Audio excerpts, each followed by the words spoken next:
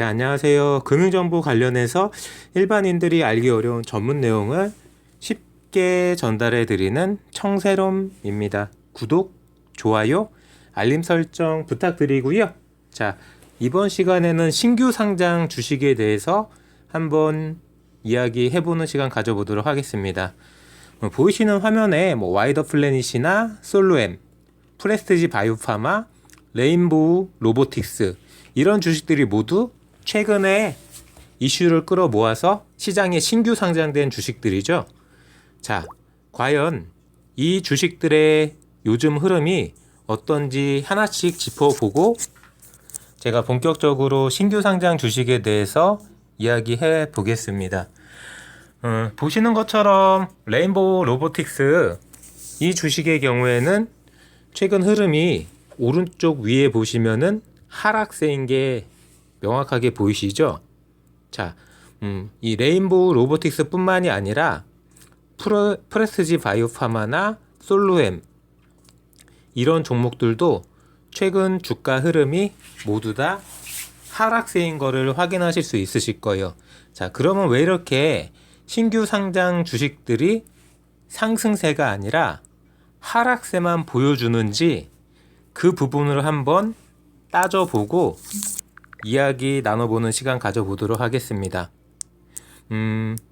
많이들 알고 계시다시피 요즘에 가장 핫했던 상장 이슈가 쿠팡 상장 이슈였잖아요.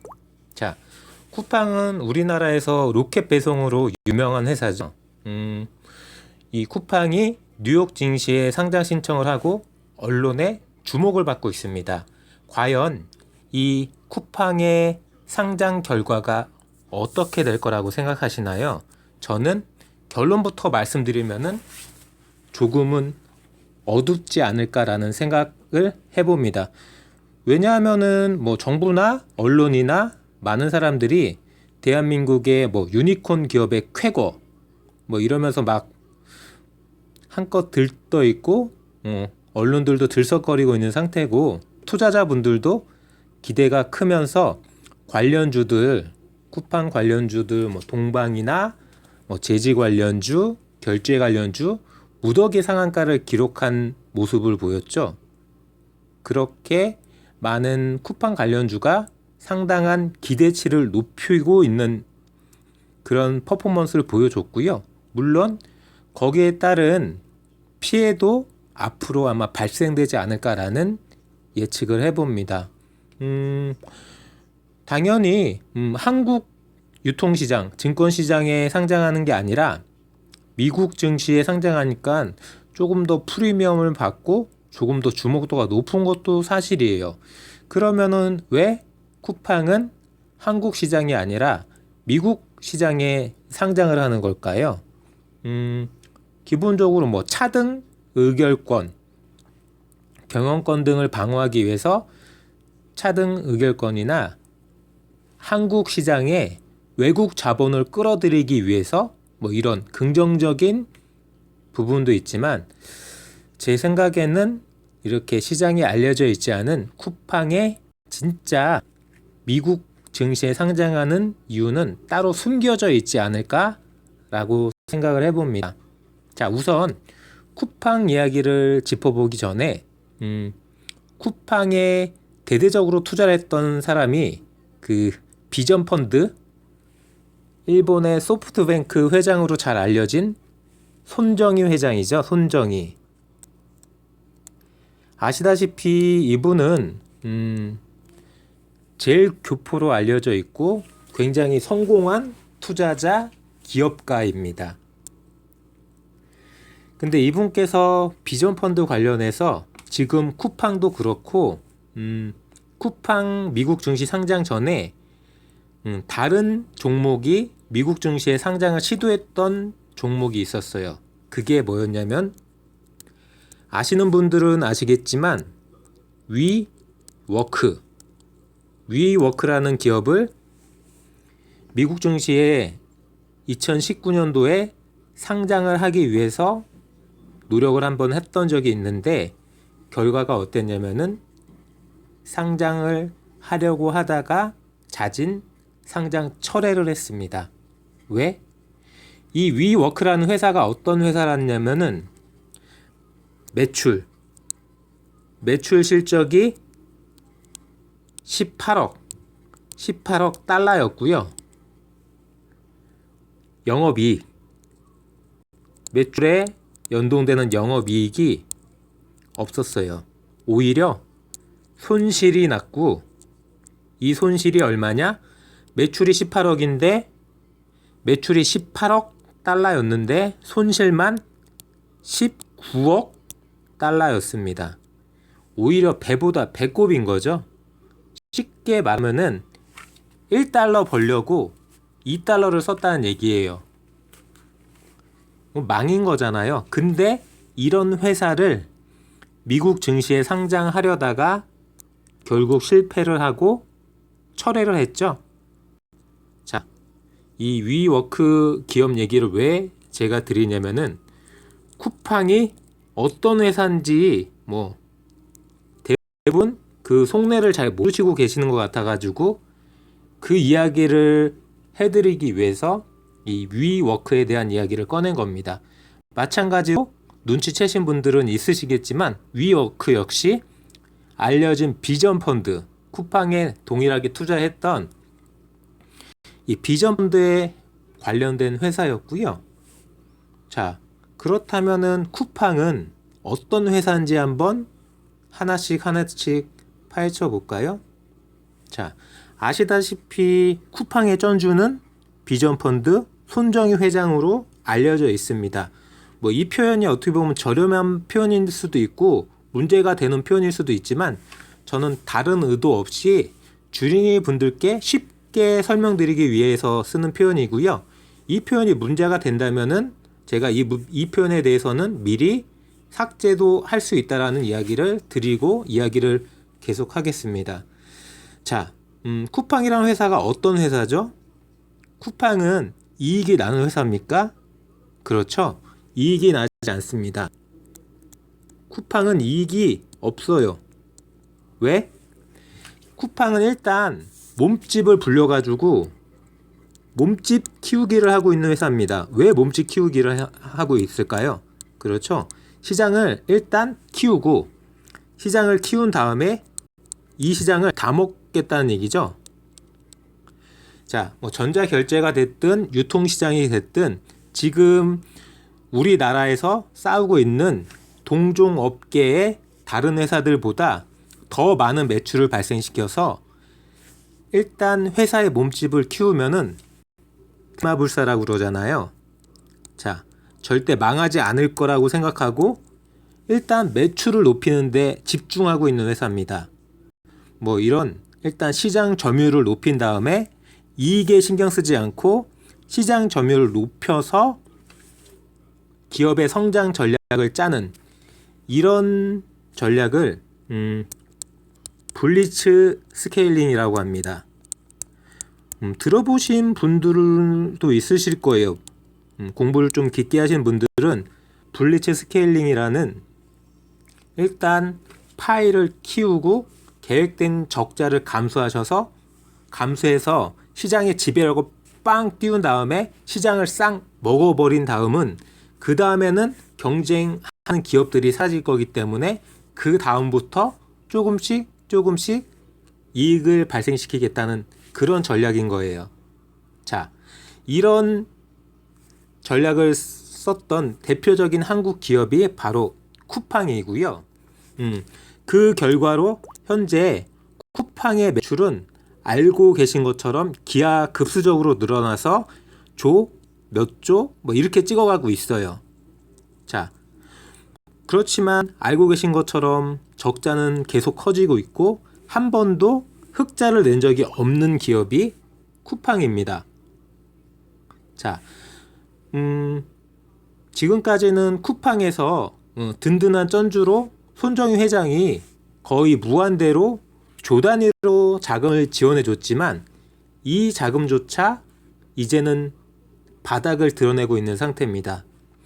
왜냐하면은 비전 펀드 자체가 손정희 회장이 만들어낸 비전 펀드 자체가 실탄이 떨어져 있는 상태예요. 그렇기 때문에 이제 쿠팡에서는 가장 필요한 게 뭐냐면은 이 블리츠 스케일링을 계속 하려면은 돈이 있어야 되잖아요. 자, 매출은 높아요. 매출은 높지만 이익이 없잖아요. 이익이 빵입니다. 그럼 결국 돈이 부족한 거잖아요. 새로운 투자금을 끌어들여야 되는데 더 이상 손정희 회장 비전펀드에선 돈이 나오지 않습니다. 그러면은 어떻게 할까요? 그렇죠. 대출을 발생시켜야 됩니다. 대출을 무지하게 발생시켰어요. 뭐 아시는 분들은 아시겠지만 현재 이 쿠팡에서 어느 정도 대출을 갖고 있는지 상세하게 알고 계신 분들은 거의 없을 거예요. 지금 건강한 회사라면은 단기 차입금, 단기 대출이죠. 단기 대출을 거의 쓰지 않아요. 장기 대출을 쓰죠. 장기. 그룹의 기업의 미래 성장 가능성을 보고 뭐 회사채를 발행하든 장기로 갑니다. 한머니 단기 차입금이 아니라 장기로 가는데 문제는 쿠팡이라는 회사는 그렇지 않다라는 거예요. 쿠팡이 지금 어떤 상태를 보여주고 있냐면은 2019년도, 2020년도 비교해 보면은 2019년도 단기 차입금이 3억이었어요. 3억. 뭐 이 정도 회사에서 단기로 빌렸을 수 있습니다. 2019년도. 근데 문제는 2020년도 쿠팡의 단기 차입금이 얼마냐면은 1,700원 정도로 시장이 파악하고 있어요. 자, 3억에서 1,700억, 1,500억이 넘게 폭증했죠? 왜일까요? 말씀드린 그 매출을 높여서 시장을 지배하고 이익 없이 시장 점유율, 이 기업의 시장 점유율을 높여가기 위한 전략을 짜기 위해서 계속 새로운 돈을 투입해야 되는 거예요. 이거는 장기적으로 이 기업으로 봤을 때는 유동성 위기가 올 수 있죠. 왜 유동성 위기가 오나요? 현금이 떨어지면 유동성 위기가 오는 건 상식이잖아요.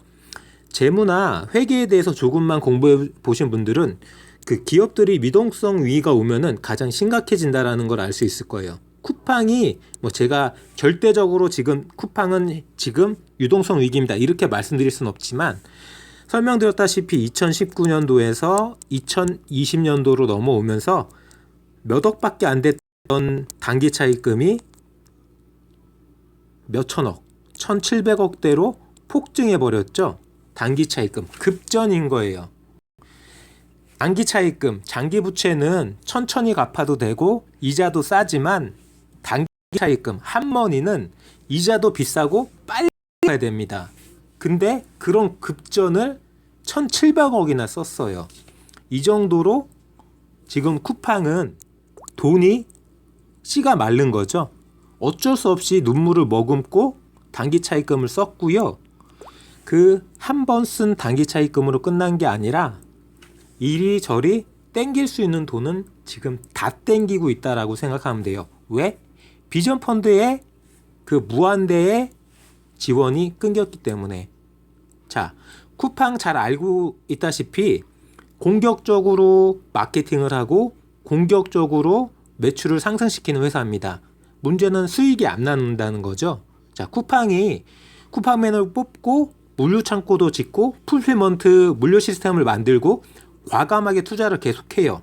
자, 이 돈이 어디서 나옵니까? 매출에서 나온다고요? 자, 매출은 이익이 마이너스이기 때문에 매출에서 나온다고 볼 수가 없어요. 자, 그 내용을 들여다보면은 쿠팡이 지금 하고 있는 거는 뭐다? 돌려막기다. 자, 카드 쓰신 분들 잘 아시겠지만 카드를 2개에서 3개 가지고 계속 롤링을 돌리면서 이거를 A를 B로 맞고 B를 C로 맞고 C를 다시 A로 맞고 이렇게 리볼빙이 되는 계속 카드 돌려막기 신공을 하시는 분들도 있습니다. 지금 제가 절대적으로 쿠팡이 이런 카드 돌려막기를 한다는 얘기는 아니지만 분명 그런 뉘앙스가 느껴지는 부분이에요. 왜? 자, 쿠팡 그 공개된 재무제표를 보신 분들은 아시겠지만 쿠팡의 그 현금 흐름을 보시면은 기업을 분석할 때 현금 흐름이 중요한 이유가 자, 쿠팡의 고객들이 물건을 사서 쿠팡에게 결제를 하면은 그 결제된 돈은 쿠팡에서 바로 받을 수 있죠. 결제를 하면은 고객이 결제하면은 그 돈은 바로 쿠팡 거예요. 문제는 이 물건, 이 쿠팡의 물건을 대준 판매자들이 있잖아요. 고객은 그 물건을 사갖고 최초에 쿠팡의 물건이 아닌 쿠팡에다가 납품을 한 회사들, 그 회사들한테 이 물건 값을 지불해줘야 되는데 쿠팡에서는 이 물건 값을 어떻게 결제하냐? 바로 안 준다는 거죠. 왜? 바로 줄 수가 없어요. 왜? 돌려막기를 해야 되니까요. 자, 쿠팡에서 내가 물건을 사면은 내 돈은 바로 쿠팡이 가져가요. 현금을 바로 가져가는 거죠. 그러니까 이 현금이라는 것도 약간 어폐가 있지만 뭐 카드 수수료나 뭐 여러 가지 전자결제 수수료 등을 빼고 그 나머지 현금을 쿠팡이 바로 가져갈 수 있는 거고, 이 판매자들 정작 쿠팡에 물건을 대주고 물건이 팔린 이 판매자들에게는 쿠팡이 돈을 바로 안 준다는 거예요. 왜 안 주죠? 왜? 돌려막기를 해야 되니까요. 쿠팡에는 현금이 없어요. 왜 현금이 없을까요? 아시다시피 이익이 전혀 안 나는데 매출은 계속 늘어나고 있고, 이익이 없는 상태에서 매출 손실은 기하급수적으로 늘어나고 있는 회사잖아요. 이거는 제가 정정할게요. 매출이 늘어나고 있지만 손실이 기하급수적으로 늘어나는 건 아니고요. 손실이 줄어들고는 있지만 이익이 나고 있진 않아요. 구조 자체가 매출은 늘어도 이익 없이 계속 손실이 나는 회사입니다. 물론 그 손실폭은 많이 줄어들긴 했습니다. 그렇지만 아직도 쿠팡에서는 단 1원도 이익이 난 적이 없어요. 계속 손실이 나고 있고, 계속 손실이 나고 있지만 아시다시피 쿠팡은 쿠팡맨도 적극적으로 고용하고 물류 시스템도 적극적으로 추진해 나가는, 돈을 무지하게 많이 투입하고 있는 회사고, 그 무지하게 많이 투입된 회사로 시장의 점유율은 높인 상태, 앞서서 말씀드린 블리츠 스케일링을 하고 있는 회사입니다. 계속 돈이 필요해요. 그 계속 돈이 필요한 그 돈을 고객들에게 받은 물건값을 바로 판매자들에게 정산해 주는 게 아니라 일정 시간, 보름이 됐든 한 달이 됐든 쿠팡이 묶어 놓는다는 얘기죠. 이 이야기를 다시 설명드리면은 쿠팡에서는 이렇게 진행한다는 거예요. 3월에 판매 대금이 있잖아요. 이 3월의 판매 대금으로 2월 판매 대금을 판매자들에게 갚는 거죠. 그러면 3월 판매 대금은 언제 갚냐? 4월 매출로. 자, 뭔 말인지 아시죠? 자, 3월에 매출이 발생되면은 이 3월에 발생된 매출로 3월 달에 물건값을 지불하는 게 아니라 2월 달에 물건값을 지불하고, 3월의 물건값은 미래에 4월 달 매출로 갚는다는 얘기예요. 그러면 이거는 어떻게 보면은 계속 성장을 해야지 갚아 나갈 수 있는 논리예요. 왜냐고요? 쉽게 말씀드려서 성장이 끊기는 순간, 그 다음 달에 성장이 끊기는 순간 이전 달에 물건값을 갚을 수 없는 구조가 만들어진다는 건데, 이거는 제가 그래프나 차트로 설명드려야 되는데 그래프나 차트로 말씀드리기가 어렵기 때문에 제가 설명드린 것처럼 계속 현재의 부채를 현재의 매출로 갚아나는 구조가 아니라 현재의 부채를 미래의 매출을 당겨서 갚아야 되는 그런 이상한 기형적인 구조라고 일단 받아들이시면 되세요. 많은 전자상거래 업체들이 뭐 쿠팡이나 티몬, 뭐 위메프나 이런 회사들이 정산 기간이 좀 길게 소요되는 부분이 있어요. 그러니까 바로바로 판매자들에게 정산을 해주지 않는 거고요. 그에 반해서 뭐 네이버가 됐든 뭐 옥션이 됐든 11번가가 됐든 뭐 대부분의 업체들은 그렇지 않게 며칠 사이 구매 확정이 되고 며칠 사이 안에 판매자들한테 고객의 돈을 정산을 해주죠. 근데 쿠팡도 마찬가지고 몇몇 업체들은 이렇게 바로 며칠 안에 정산을 해주는 게 아니라 뭐 최소 보름 정도 이상이 걸리는 거죠. 보름에서 한 달 정도 뒤에 돈을 주는 거예요. 그 텀으로 그 자금을 돌려서 회사를 운영하는 시스템인 거죠. 그렇기 때문에 이런 시스템의 경우에는 현금 흐름에 어떤 동맥경화라고 할까? 다음 달 매출이 급전직하거나 이런 매출 발생이 이루어지지 않는다면은 이번 달에 발생됐던 판매자들에게 정산해야 될 금액을 갚을 수 없는 상태가 올 수도 있어요. 무조건 온다는 게 아니라 그런 상황이 올 수도 있다라는 거죠. 여러 가지로 이렇게 그 쿠팡이나 이런 회사에서 판매 정산 이렇게 하는 이유는 여러 가지로 변명을 하고 있죠. 뭐 반품률이 있다라든지 여러 가지로 직매입 방식이 아니고 일일 정산을 하기 어렵기 때문에 여러 가지 서비스를 운영하기 위해서 돌려막기를 하는 거라고 변명을 하고 있지만 결과적으로는 다른 회사보다 쿠팡이 이런 시스템을 쓰는 게 위험한 이유는 쿠팡 매출이 너무 크기 때문이에요. 이 굉장히 큰 이 매출에서 다음 달에 동일하게 큰 매출이 나오지 않는 이상 갚을 수 없는 사태가 올 수도 있는 거죠. 쉽게 말해서 쿠팡의 매출은 판매자들에게 물건을 사서 고객에게 지불한 값인데 이 정산해 줘야 될 금액을 그때그때 처리하지 않고 딜레이 시킨다는 거는 미지급해 주는 채무가 발생되는 거잖아요. 그러니까 이런 부분이 쿠팡의 어떤 폭탄 돌리기라고도 볼 수 있습니다. 이게 언제 터질지 알 수가 없어요. 만약에 매출이 계속 상승하지 않는다면은 문제가 생길 수 있는 시스템이기 때문에 이런 쿠팡의 흐름 가지고 무조건 쿠팡이 미국 증시에 상장하니까 좋을 거다라고만 볼 수 없습니다. 뭐 쉽게 말하면은 만약에 이 쿠팡의 매출이 멈춘다는 거, 이 쿠팡이 달리는 폭주 기관차라고 비교를 한다면은 이 쿠팡의 매출이 멈추는 순간 바로 쿠팡은 유동성 위기입니다.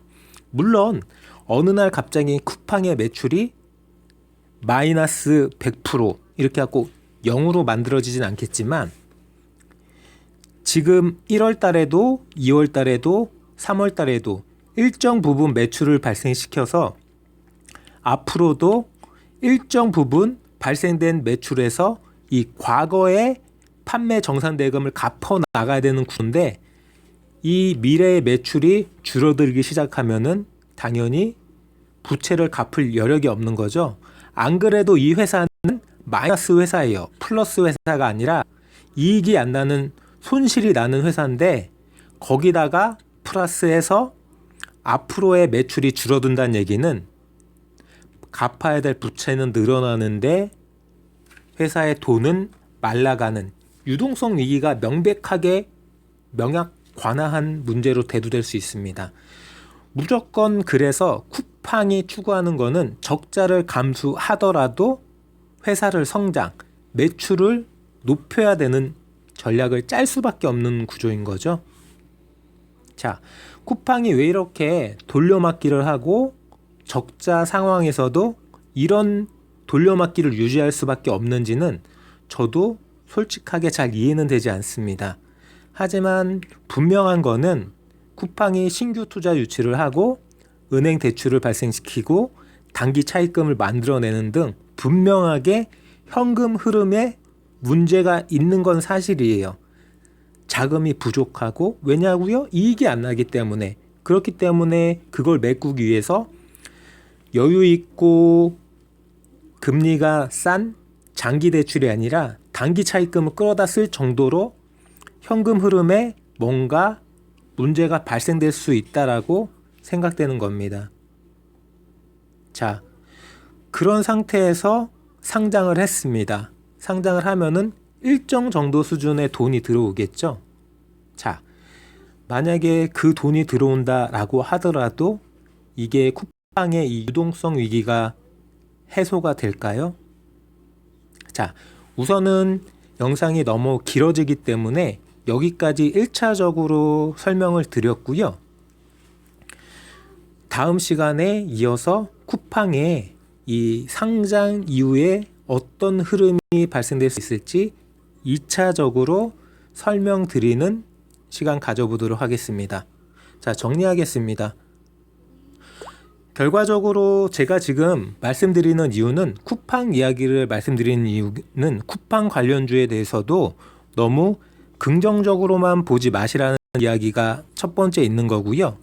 분명하게 쿠팡 관련주는 자체적인 성장 동력이나 자체적인 가능성으로 주식이 빵 뛰어진 상태가 아니라 쿠팡의 상장 이슈 때문에 뛰어진 거고, 그게 고점에서 물려 계신 분들한테는 많이 괴로운 시간이 될 수 있다는 거예요. 또한 덧붙여서 앞부분에 설명드렸던 신규 상장 주식들 있잖아요. 레인보우 로보틱스나 솔루엠, 프레스지 바이오파마, 이렇게 최근 하락 흐름인 이런 신규 상장 주식들은 쿠팡 사례를 들어 설명드린 것처럼 모든 게 빵 뛰어진 상태에서 뭔가 확실한 전환점이나 퍼포먼스가 나오지 않는 이상 이 공모가, 빵 뛰어진 공모가를 회복하는 게 어렵다는 거예요. 수급이 됐든 여러 가지 이슈가 됐든 무언가가 변화가 있어야지 이 하락세를 극복할 수 있다는 거죠. 그나마 흐름이 견조한 게 와이더 플래닛인데, 여러 가지로 제가 항상 세로미가 말씀드리는 거는 신규 상장 주식은 좀 더 깊게 분석하고 좀 더 많이 조심해서 투자하셔라, 이런 말씀 드려보면서 영상 마무리하고 다음에 2편 찍겠습니다. 지금까지 금융정보 관련해서 일반인들이 알기 어려운 전문 내용을 쉽게 전달해 드리는 청새롬이었고요. 구독, 좋아요, 알림 설정 뿌잉뿌잉. 지금 바로 검색창에 청새롬